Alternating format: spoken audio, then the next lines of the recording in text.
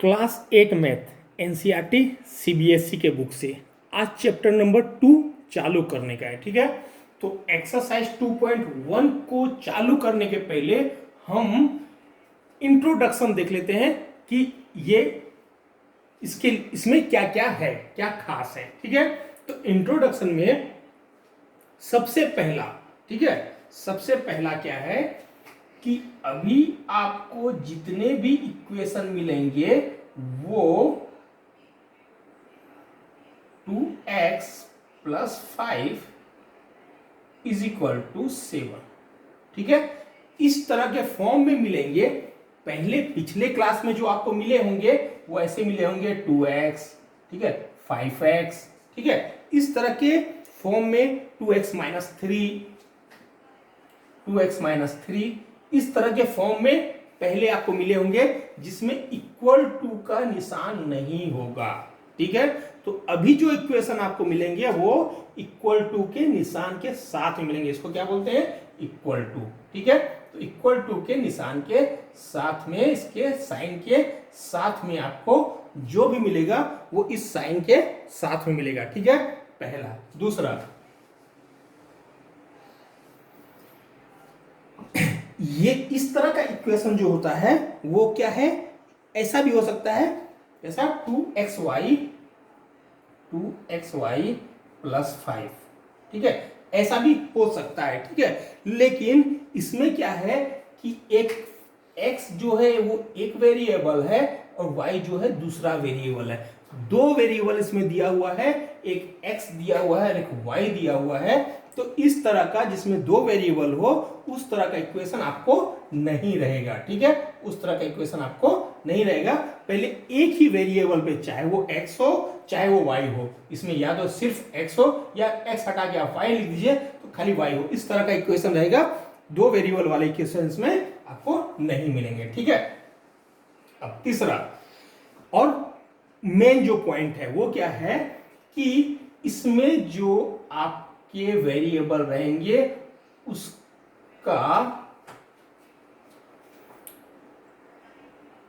उसके to the power जो है वो हमेशा 1 रहेगा, यानी कुछ भी नहीं रहेगा। ठीक है, उसके टू द पावर 1 रहेगा। ठीक है, उसके पावर हमेशा 1 रहेगा। इस तरह का इक्वेशन आपको नहीं मिलेगा।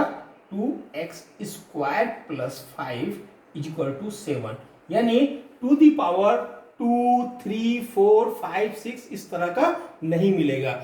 और जब भी टू द पावर 1 होता है, जब भी, जैसे यहां पे 2x + 5 = 7 है, ठीक है, या 5x = 25 है, 5x = 25 है, तो इसमें जो वेरिएबल है वो x है। ठीक है, या ऐसा मान लीजिए कि 5y = 35 है। ठीक है, तो इसमें वेरिएबल x है, इसमें वेरिएबल x है, इसमें वेरिएबल y है। ठीक है, सभी में वेरिएबल एक ही है। टू दी पावर में, इसके टू दी पावर में सभी में एक ही है। तो जब भी टू दी पावर में टू दी पावर एक ही हो या कुछ भी नहीं हो, कुछ भी नहीं है मतलब 1 है। ठीक है, तो नहीं है तो उसको हम क्या बोलते हैं? Linear equation. लीनियर इक्वेशन हम इसी को बोलते हैं। ठीक है, कभी भी आ सकता है, इसको आप याद रखिएगा कि लीनियर इक्वेशन हम किसको बोलते हैं? लीनियर इक्वेशन जब हम उसी को बोलते हैं जब टू दी पावर 1 हो। ठीक है, ठीक है, इसको हम क्या बोलते हैं? लीनियर इक्वेशन बोलते हैं। ठीक है, लीनियर इक्वेशन के लिए बहुत जरूरी है कि इसके टू दी पावर 1 हो। भले ये 5xy + 5 या +8 = 27 है। ठीक है, तो ये भी लीनियर इक्वेशन है, भले इसमें दो वेरिएबल है। ठीक है, इसमें x भी एक वेरिएबल है और y भी एक वेरिएबल है, तो ये भी लीनियर इक्वेशन ही है, लेकिन हम डील सिर्फ एक वेरिएबल के लिए कर रहे हैं, तो ये भी लीनियर इक्वेशन है, इसमें भी कोई डाउट नहीं है। ठीक है, क्योंकि टू दी पावर, दोनों का टू दी पावर 1 है, तो जब भी टू दी पावर 1 रहेगा तो उसको हम क्या बोलेंगे? लीनियर इक्वेशन बोलेंगे। ठीक है, और हम जो अभी पढ़ेंगे पूरे के पूरे चैप्टर में वो क्या पढ़ेंगे? Linear equation in one variable. ठीक है, क्या पढ़ेंगे? लीनियर इक्वेशन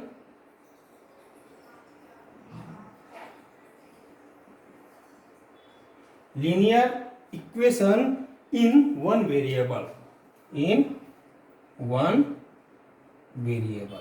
ठीक है।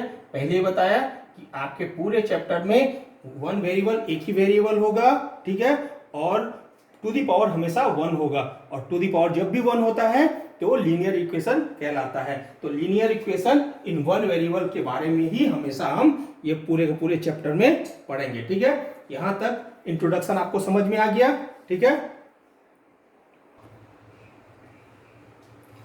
ठीक है, अब अगला पॉइंट क्या है कि जो ये इक्वेशन है, इस इक्वेशन में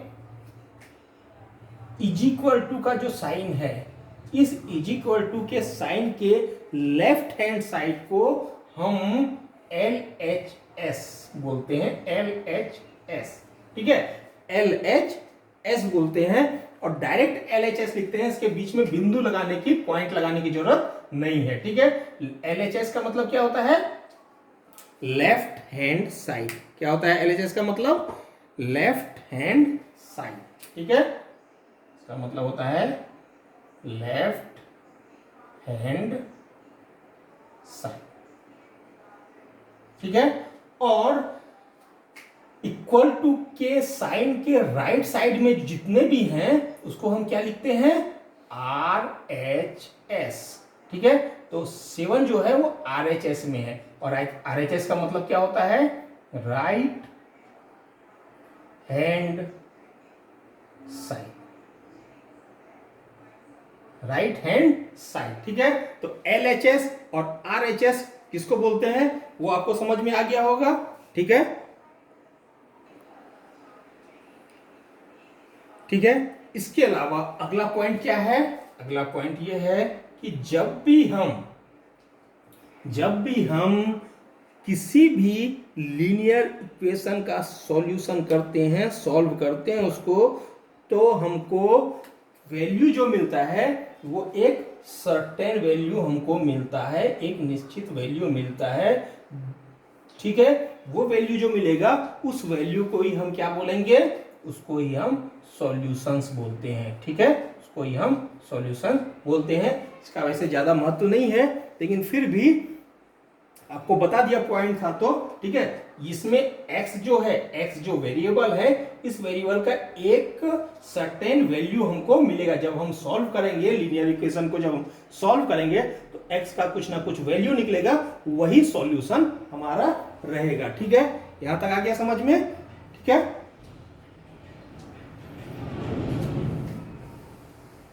अब अगला और मेन पॉइंट आपको मैं बताता हूं, ठीक है।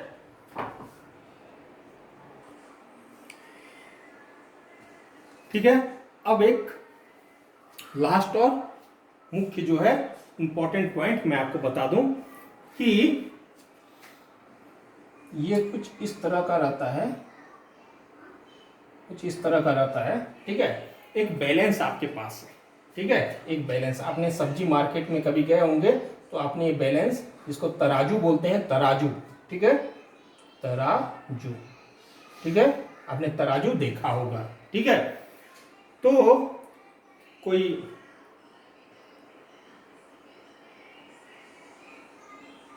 वेग स्केल भी बोलता है, ठीक है, कोई वेग स्केल भी बोलता है, ठीक है,